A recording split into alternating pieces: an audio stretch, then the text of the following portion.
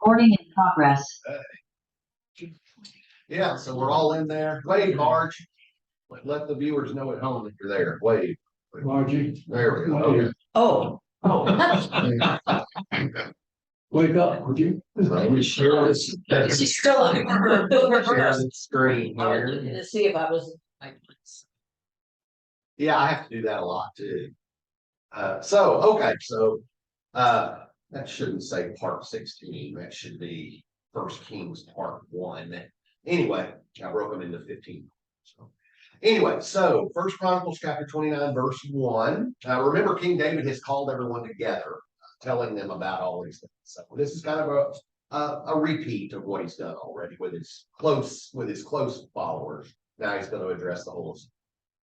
King David said to the whole assembly, "My son Solomon, whom alone God has chosen, is young and inexperienced, and the work is great. For the temple will not be for mortals, but for the Lord God.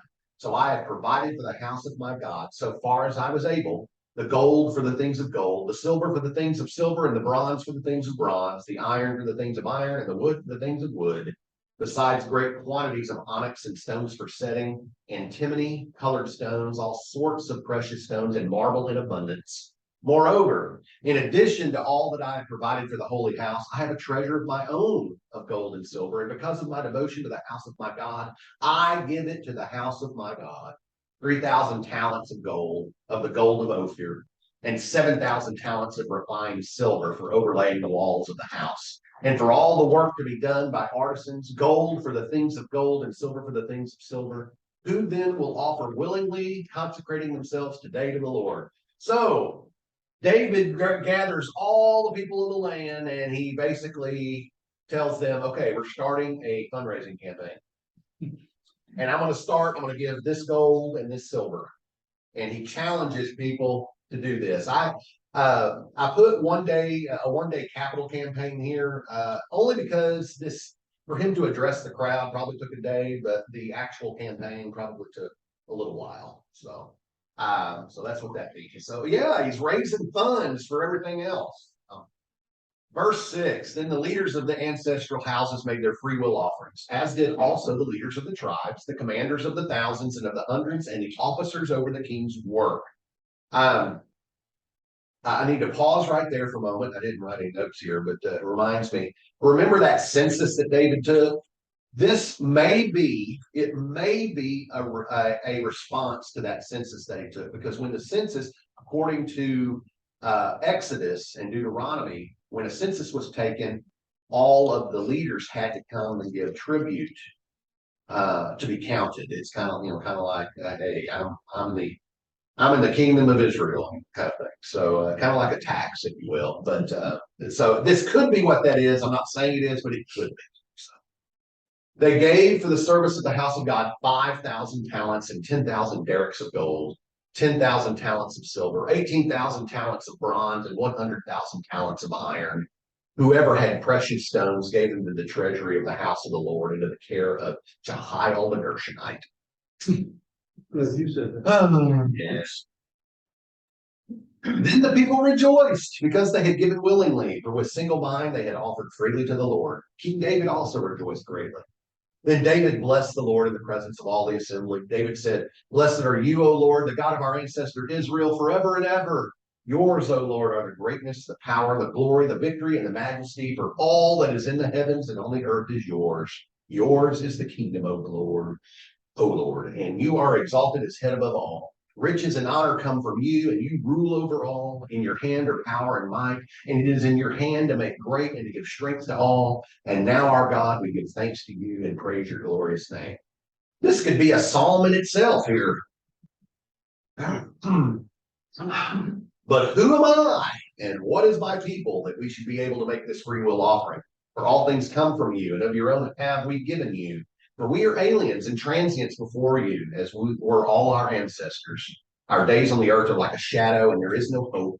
O Lord our God, all this abundance that we have provided for building you a house for your holy name comes from your hand and is all your own. I know, my God, that you search the heart and take pleasure in uprightness. In the uprightness of my heart, I have freely offered all these things.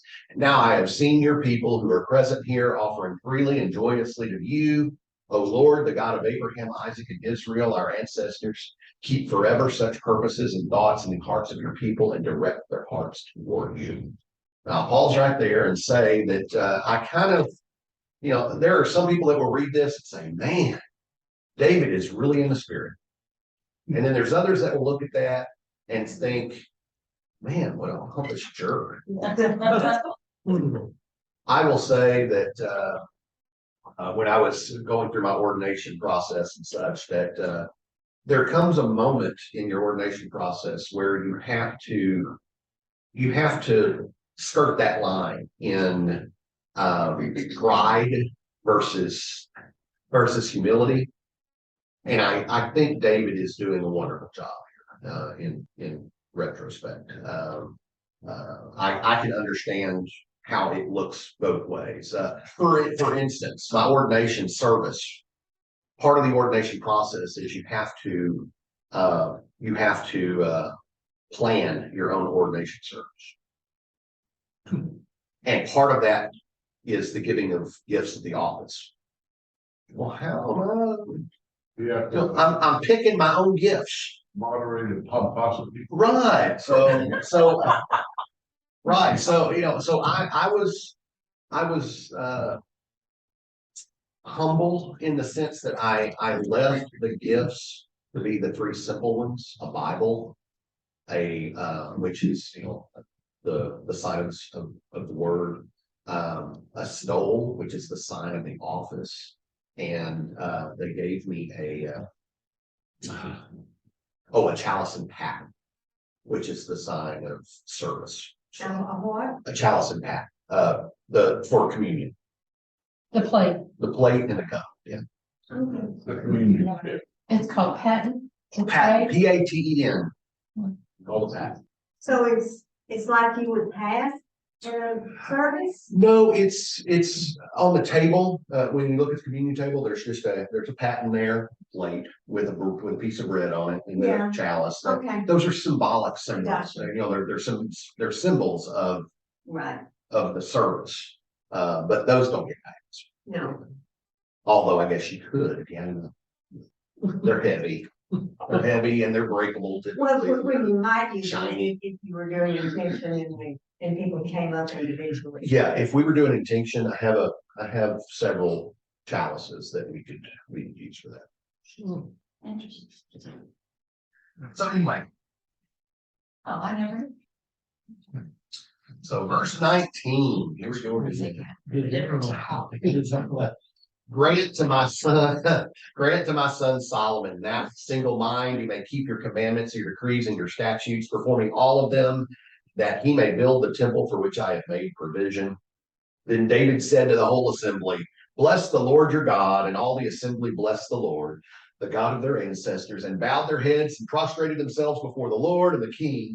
On the next day, they offered sacrifices and burnt offerings to the Lord, 1,000 bulls, 1,000 rams, and 1,000 lambs with their libations and sacrifices in abundance for all Israel. And they ate and they drank before the Lord on that day with great joy.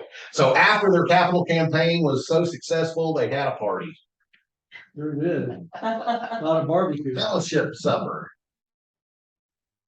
I will say that if you read Exodus and Leviticus specifically, when it talks about these free will offerings and things, that there is not even an implication, it's kind of a direct order that once these are given, the priest takes the portion for themselves.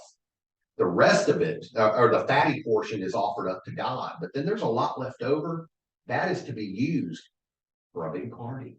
And we don't think about that. It's to be used for everyone else to come together and be of one mind. So yeah, we don't talk about that kind of Levitical law very much. That was one of David's major offenses. He ate the sacrificial meat. Well, did David do that? All he did. I know that Samuel's sons, remember they were evil. They took God's portion. I think when they were escaping Saul, is when they did that. Probably, yeah, Saul acted as priest at times, and that was not his role, and that got him in trouble, definitely. But, yeah, when we were talking, when Saul was being made king, Samuel's sons were evil, they were priests, they were evil, and yeah, they would, they'd go in for the sacrifices, and they'd take their big old giant fork, their oversized fork, and they'd plunge in and they'd grab the fatty portion. And that fatty portion was supposed to be God. That was supposed to be offered to God. So yeah, that, and of course, they ended up dying. Sorry if you didn't read it, I just spoiled it for you. Was there a symbolic meaning to the fat for God? Yeah, that was the flavorful. That is the best part. Yeah. And now we can magazine. So we're gonna watch a video. If I can get it to start. It takes a second. What's that? For a king. Yeah, I think we're at the end of First Chronicles. Oh, I don't know what happened here. But typically it starts on its own.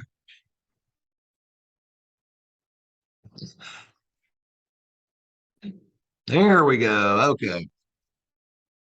The books of First and Second Kings, although they're two separate books in our Bibles, they were originally written as one book telling a unified story that continues on from the book of Samuel that came before it. So David has unified the tribes of Israel into a kingdom, and God promised that from his line would come a messianic king who would establish God's kingdom over the nations and fulfill the promises made to Abraham. So the book of Kings tells the story of the long line of kings that came after David, and none of them lived up to that promise. In fact, they run the nation of Israel right into the ground. The book is designed to have 5 main movements. The story begins and ends focus on Jerusalem. First with Solomon's reign and the construction of the temple, and then in this last section ending with Jerusalem's destruction and Israel's exile to Babylon. And the story leading up to this tragedy is what makes up the center 3 sections, which explain how Israel split into 2 rival kingdoms, how God tried to prevent the corruption of Israel by sending the prophets, and how exile became the unavoidable consequence of Israel's sin. The book opens with 2 chapters about the kingdom passing from the aging David to his son Solomon. And David's final words to Solomon, they're very similar to those of Moses, Joshua, and Samuel to the people. It's a call to remain faithful to the commands of the covenant and to give allegiance to the God of Israel alone. But David's words ring somewhat hollow here because David and Solomon then go on to conspire how they're going to consolidate this new kingdom through a whole series of political assassinations. It's not off to a great start. Solomon's brightest moment comes when he asks God for wisdom to lead Israel, and he even completes David's dream to make a temple for the God of Israel. Here the story actually stops and describes the design of this temple in detail, just like the tabernacle design in Torah. There's all these gold and jewels and depictions of angels and fruit trees. It's all symbolism echoing back to the Garden of Eden. It's the place where heaven and earth meet, where God's presence dwells with his people. But no sooner does Solomon finish the temple than he makes really horrible choices and the kingdom falls apart. He starts marrying the daughters of other kings, hundreds of them, for political alliances. And then he adopts their gods and introduces the worship of those gods into Israel. Solomon then accumulates huge amounts of wealth. He builds a huge army. He even institutes slave labor for all of his building. Now, if you go back to the Torah and look at God's guidelines for Israel's kings in Deuteronomy 17, Solomon is breaking every one. So by the time that he dies, Solomon resembles Pharaoh, the king of Egypt, more than he does his father David. The next section of the book opens with Solomon's son, Rehoboam, acting just like his father. It's a very sad story of greed and lust for power. He tries to increase taxes for slavery. And under the leadership of Jeroboam, the northern tribes reject this, they rebel and secede, and form their own rival kingdom. And so now in the story, you have the southern kingdom, Judah, centered in Jerusalem with kings from the line of David, and now this new northern kingdom called Israel, whose capital will be Samaria eventually. Jeroboam also goes on to build 2 new temples to compete with Solomon's temple in the south.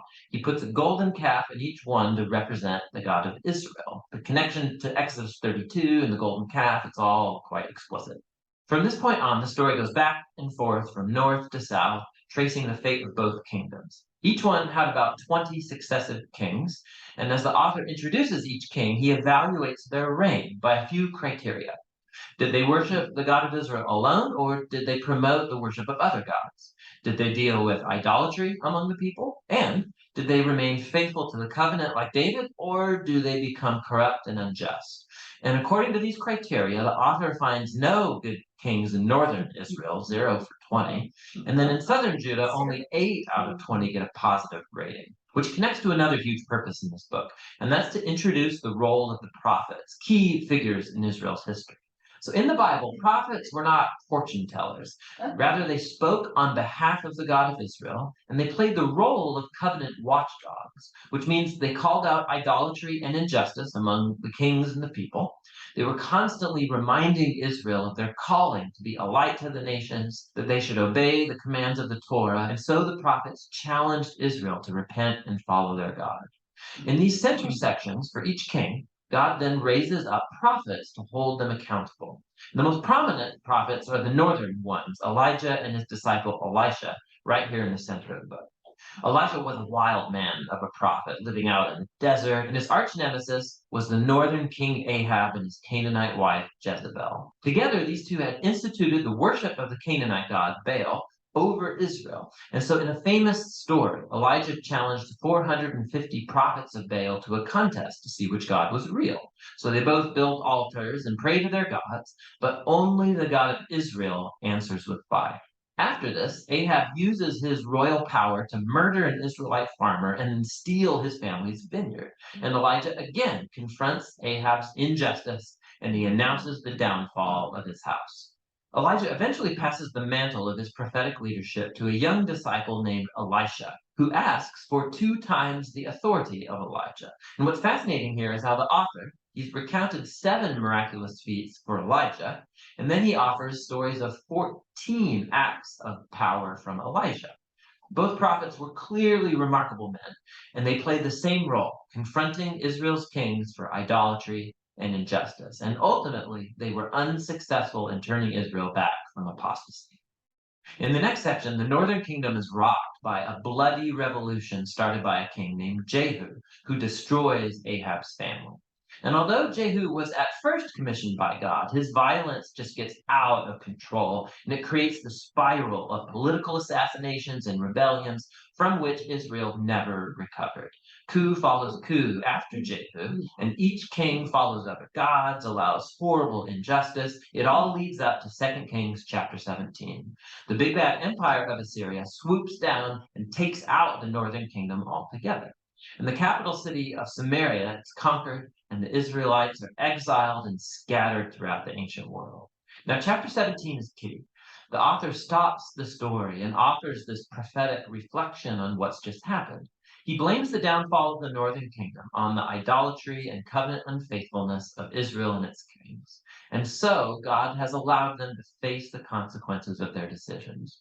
The final movement of the book tells the story of the lone southern kingdom. And here we meet some very heroic kings, like Hezekiah, who trusts God when the armies of Assyria come knocking on Jerusalem's door, or Josiah, who discovers this lost scroll of the Torah in the temple. So he starts reading it, he's convicted, and he institutes religious reforms to remove idolatry and Canaanite influences from the land. But Judah is just too far gone. The king, right in between these two, Manasseh, he's the worst by far. So he not only introduces the worship of idol statues into the Jerusalem temple, he also institutes child sacrifice. And so God sends prophets to say, the time is up. Israel has reached the point of no return. The final chapters tell the story of the Babylonian Empire coming to invade Jerusalem, destroy the temple, and carry the people and the royal line of David off into exile. And so the story ends leaving us wondering, is God done with Israel? Is he done with the line of David? Well, the final paragraph zooms about 40 years forward into the exile, and it tells a very odd story. It's about Jehoiakim, a descendant from David, who would have been king if he was back in Jerusalem. And the king of Babylon releases him from prison and invites him to eat at the royal table for the rest of his life, and the book ends. So it's not much, but it's a story that gives a glimmer of hope that God has not abandoned the line of David. So the question now is, how is God going to fulfill his promises to Abraham, to David? How is he going to bless the nations and bring the Messianic kingdom? And to answer those questions, you have to read on into the wisdom and the prophetic books. But for now, that's the book of Kings. Okay, so, What does messianic mean? Messianic? a Messiah. Oh, A king that will be Messiah. And of course, the Jews are looking for a warrior king, they're looking for a warrior Messiah. And they don't get that with Jesus. So, now there are Jewish sects out there, Jewish breakoffs, there's Zionists, which, they don't necessarily believe Jesus was the Messiah, but they do believe that the kingdom of God was ushered in or started to be ushered in at some point. Then you do have messianic Jews who do believe Jesus was the Messiah, which does bring the question, if that's the case, why Christians? But so, but they still follow the Jewish law. So, Interesting. I mean, that's a simple breakdown. Hold on. Okay, we're in First Kings. We've only got a few chapters of it, or a few verses of this before we end. But yeah, today is a little short because choir has to meet. We didn't meet on Wednesday, so I just think. Carl's eye good? Carl's eye. Well, I didn't get an update yesterday, but it was. I mean, he got somewhere. He supposedly got got it looked at, and he had the procedure. And that was well. So yeah, it might go up to it. Kind of going. The Talk Like a Pirate Day is on September 19th. What the no? Okay. First Kings chapter 1. King David was old and advanced in years, and although they covered him with clothes, he could not get warm. So his servants said to him, "Let a young virgin be sought for my lord the king, and let her wait on the king and be his attendant. Let her lie in your bosom, so that my lord the king may be warm." So they searched for a beautiful girl throughout all the territory of Israel and found Abishag the Shunammite and brought her to the king. The girl was very beautiful. She became the king's attendant and served him, but the king did not know her. So you didn't touch it. well, it never says that, but he didn't touch her sexually. Writing his arms, no sexual relations. I would think that it was, they hired a home health. This girl was just, that was her purpose, was to right, keep him warm and make sure he was comfortable and stuff. Now, Adonijah, son of Haggith, Haggith was one of David's wives, exalted himself, saying, "I will be king." He prepared for himself chariots and horsemen and 50 men to run before him. His father had never at any time displeased him by asking, "Why have you done thus and so?" He was also a very handsome man, and he was born next after Absalom. He conferred with Joab, son of Zeruiah, with the priest of Abiathar, and they supported him. They supported Adonijah, but the priest Zadok and Benaiah, son of Jehoiada, and the prophet Nathan and Shimei and Ray, and David's own warriors did not side with him. I've got I've